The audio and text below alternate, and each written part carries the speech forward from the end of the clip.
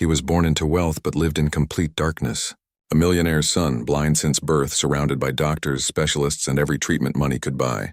Yet nothing worked. His father had everything, except the one thing his child needed most: sight. Then one day, the least expected person in their home, the black maid everyone overlooked, did something no one could explain. A single touch, a quiet act, and the impossible began. Was it fate? Was it a miracle? Or was the world about to learn a truth money could never buy?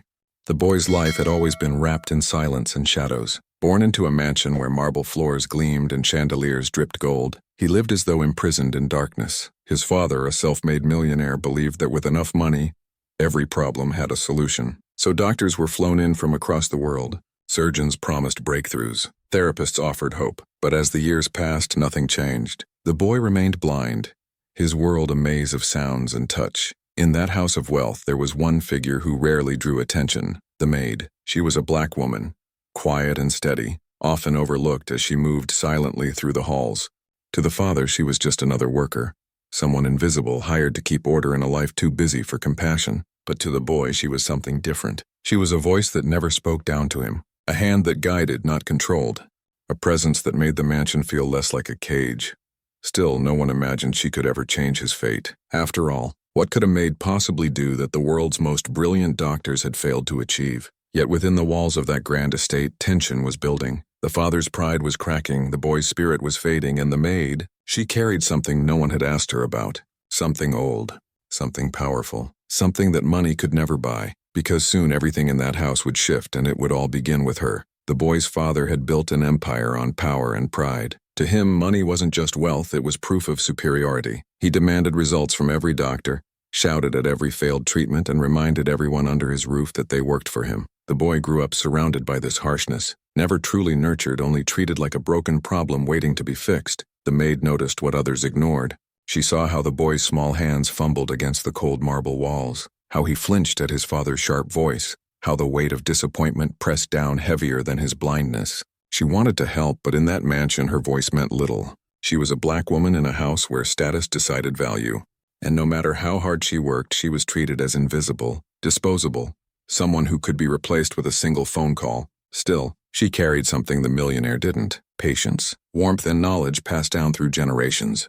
In her community, there were remedies whispered about, simple acts that had brought comfort and healing when medicine failed. But in the wealthy man's eyes, such traditions were foolish. Old superstitions, he once scoffed when she tried to suggest anything beyond the sterile solutions of science. So, she stayed quiet, until one night, the boy stumbled in the hallway, crashing into a table. The sound echoed through the mansion. The father's rage erupted, his voice booming, accusing his son of weakness, as if blindness were a flaw to be scolded away. The maid rushed forward, shielding the boy, but even then, she was met with the cold glare of the man who signed her paychecks.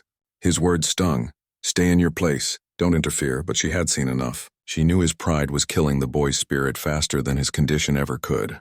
And deep inside, she carried the memory of her grandmother's touch, the same touch she had seen calm fevers, soothe pain, even bring back light to clouded eyes. She wasn't sure if it would work here. She wasn't sure if anything could. But she also knew this: the boy didn't need more shouting, more money thrown at hopeless answers. He needed someone who believed in him. So in the quiet of night, when the house slept and judgmental eyes were shut, she sat beside the boy. Her hands, worn from years of labor, rested gently against his closed eyes. She whispered words of comfort, not magic, not promises, just love and hope, carried on the kind of faith money could never understand. The boy stirred, his breath slowed. Something in his face softened, as though his body had been waiting for this gentle act all along, and then, something shifted. What happened next would defy everything the millionaire believed in, everything he trusted about power, money, and control.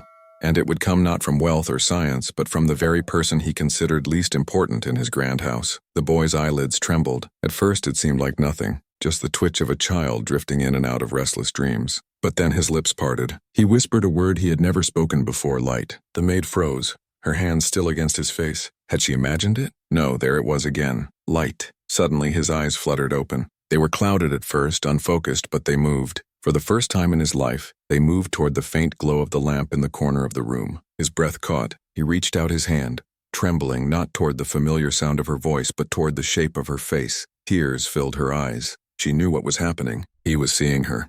Not perfectly, not fully, but enough to recognize something he had never known before. Shapes, colors, the outline of a world that had always been denied to him. The moment didn't stay theirs alone. The father stormed into the room, his fury louder than the boy's gasp. He saw her hands on his son's face and lashed out with words dripping in hate. "What do you think you're doing? You're nothing but a maid. A black maid. You dare touch my son as if you matter?" Boy flinched. Joy on his face clashed with the venom in his father's tone. In that instant he understood something he had never been able to before. Not just sight, but the ugliness of prejudice. First thing he ever truly saw was not love, not safety. The raw hatred his father carried for the woman who had just given him hope. Maid stood her ground, silent but unbroken. The boy clutched at her hand, unwilling to let go. The first time he had seen the truth, and nothing, no money, no power, no cruelty, could erase it. Room fell into silence. Father's rage echoed, could not erase what had just happened. Son had truly seen for the first time in his life. The first image burned into his memory was the face of the woman his father despised. No doctor, no machine, no fortune could claim that miracle. It came from the hands of someone society had tried to push to the margins. The boy, life would never be the same. He glimpsed both beauty and ugliness in a single night. Warmth of compassion and the sting of hatred. Moment carved itself into his soul, shaping how he would see the world. Through his father's pride, the truth of who had stood by him when no one else did, Maid's act became more than healing, came defiance. House built on wealth and arrogance, her touch proved that dignity and humanity cannot be bought or silenced. Her courage also revealed the uncomfortable reality that racism thrives even in the places cloaked with privilege and power. He is not just a boy who opened his eyes. It's about what he saw when he did. That sometimes the people society dismisses hold the greatest wisdom. Sometimes miracles are not just about sight, recognizing the truth that has always been there. Ask yourself, in a world still scarred by prejudice, more miracles will go unnoticed because we refuse to see the humanity in one another. Real blindness, in the eyes but in the heart.